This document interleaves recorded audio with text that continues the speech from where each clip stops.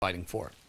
Let me bring in Dr. Zuhdi Jasser. He's a practicing physician, and he's also president of the American Forum for Democracy. Robert Spencer of Jihad Watch. Michael Scheuer, former CIA counterintelligence analyst and author of the new book, Osama bin Laden. Mr. Scheuer, let me go to you first. You saw Dominic Natali tell us there's clash. They're fighting in the streets still. It's midnight there. You see the flames, the fire. It looks like some of the pro-government supporters were jumping ship, and then he said maybe they weren't. They were actually jumping back. So it feels like this is going to go on for a while. Am I right, sir? Oh, I think you are right. I think, and we have managed to squander, the White House has squandered whatever prestige we had because they've come down on both sides of the table. They've said things that are very supportive of the protesters, but once the protesters start to get killed and shot, they'll realize that the American cavalry is not coming. And at the same time, if Mubarak survives, he's going to be much less anxious to help us do anything.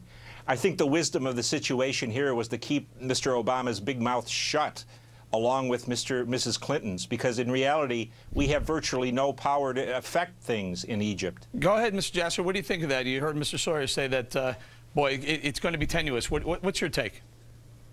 Well, I'll tell you, I think he's right in that we don't know which way it's going to go, but these protesters are not going to go back. I mean, I wish my father and grandfather were alive to see what's happening as they escaped Syria to come to American freedom in the 60s. And these countries ruled by an iron fist. They oppress and destroy and completely abuse their people. And if these riots stop, what's going to happen is over the next 8 months, Mubarak's people and his thugs would start to clean out the people that started this riot, that started the revolt. So we need to start supporting those that are about democracy. Who? And yes, Islamists may come. Who is that? I mean, these are all great talking points, and frankly, we do a lot of this on the network, but we want to know who, if it's not al-Baradei, if it's Hosni Mubarak leaving, who's going to go and fill that void? Well, you know, I'll tell you, I think we don't know. The bottom line is that the reason the Brotherhood exists is because they're another type of fascists that have been able to exist under this type of rule. We have this illusion that somehow things have been stable, but the Brotherhood has spread and metastasized into hundreds of thousands of different groups around the world because of secular fascism in the Middle East. And the freedom initiative that the Bush administration initiated in Iraq and around the Middle East is now coming to fruition. And we need a laboratory to begin to have a war of ideas to where the ideas of Western democracy can start to infiltrate. It takes a lot of time, a lot of patience. Let me take Mr. Spencer in the middle there, sir. Go ahead. Who should fill the void if Hosni Mubarak leaves, walks away, takes his money and runs, so to speak? What are we left with there? I mean, we are pro-democracy. We want to see democracy, but, boy, it just can't be anybody.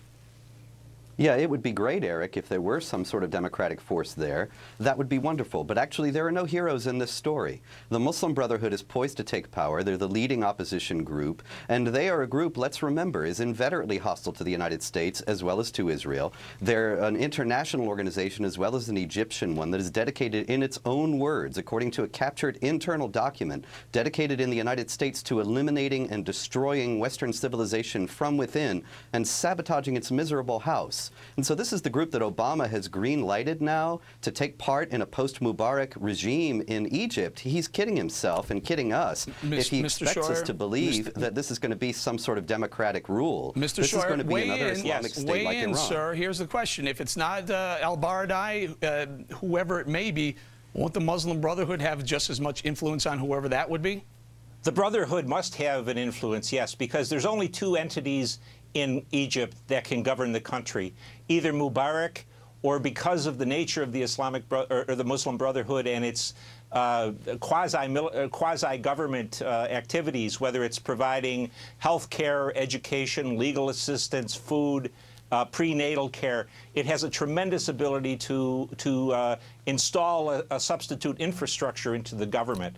And I think no matter who comes to power, the Brotherhood has to be part of it, or Egypt can't be governed. Before you jump in, Mr. Jasser, here's the question. We saw it, Tunisia. This is where this started. There was rioting in Tunisia. It spilled over into Egypt. And now we've heard, as recently as yesterday, Jordan may have a president that steps down. And then even today, Yemen may have a president that steps away. Also, boy, it feels like there's some sort of I don't know, radical Islam creep that's going on where the people who we've known, the enemy we know, have been in power as they're being pushed out. very scary situation going on in the Middle East. Well, you know, listen, Eric, I know where you're coming from. I've devoted my life to fighting political Islam and the ideology of theocracy, but this change has to happen. Radical Islam is a product of this autocratic environment in the Middle East. And if it's going to change, it's going to have to start somewhere. And it really, you know, I get concerned when I hear my friends of freedom start to somehow say that, well, the dictators are better. The Egyptian people are no different than us as Americans. They don't want anything different. And if you look at, I think it's misleading to think that the Brotherhood's leading this. If they could have done these demonstrations, they would have done them 2 or 3 years ago when they were 20% of the parliament. Why is that misleading? Mr. Spencer, do you agree that it's misleading that the Brotherhood is involved in these demonstrations? No, I don't. I think it's the Brotherhood doesn't have to lead it because the Brotherhood is the group that's poised to exploit it.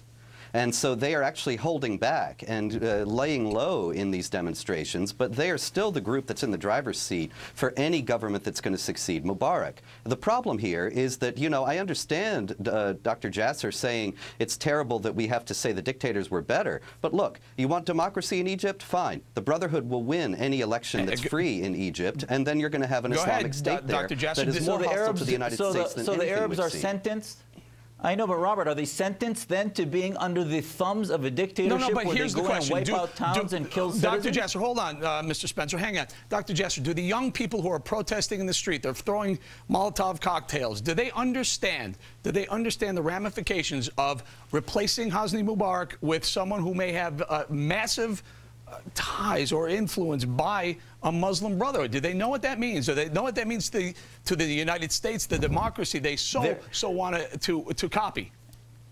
Eric, that's a great question. I have one answer for you. Saddam Hussein. We have devoted so much resources to changing Iraq, and it's going to take generations. The process in Egypt can be done without our military doing it, but it's going to take time. And this transition, we have to stop looking at just the short term and look at the long-term strategy for our own security, for global security. It's not going to happen overnight. It may get worse before it gets better, but it has to start somewhere, and these thugs in the Middle East have to go. Mr. Scheuer, how do I put this nicely?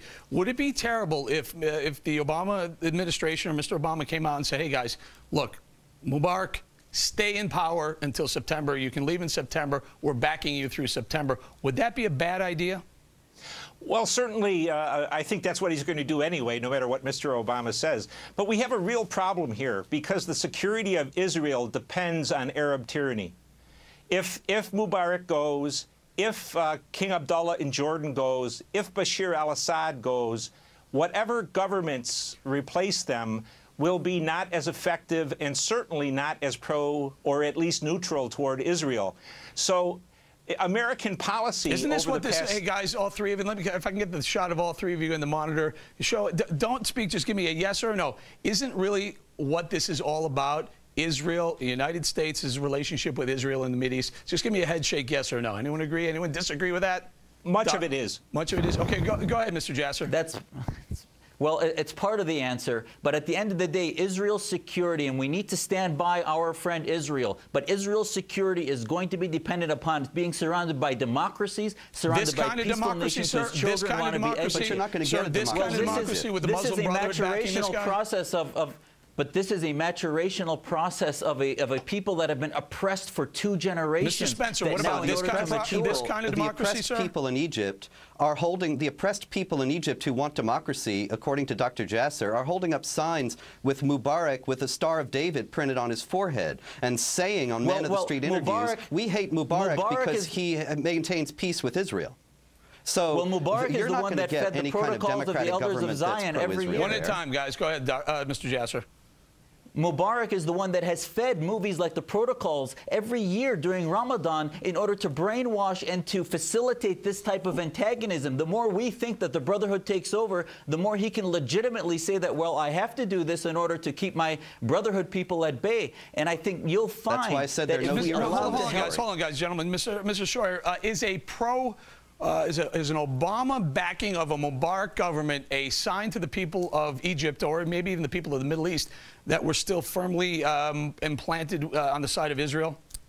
Oh, sure it is, sir. Yeah. Israel is such an enormous detriment to the United States, our relationship with the Israelis, that it's going to become clear to Americans that this is just going to cost us blood and lives the longer we pursue this relationship with the Israelis. Mr. Spencer, you're laughing. You disagree?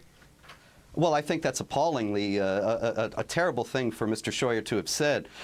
Israel is the only real democracy. You know, Mr. Jasser wants democracy. Israel's the only democracy in the Middle East. It's the only stable government. It's the only one that protects human rights. And Mr. Scheuer wants us to throw it under the bus for a bunch of people who are going to institute a system of Islamic law that institutionalizes discrimination against non-Muslims and women, extinguishes the freedom of speech and the freedom of conscience, and is inveterately hostile to Israel to a genocidal degree. I think that's appalling. Go ahead. Here's my question. Guys, hold on. Mr. Scheuer, hold on. Mr. Jasser, democracy at any cost. It doesn't matter who they put in as long as they put someone in because they want it, because they're lighting fires in the street. Is that what you're saying? No, Eric.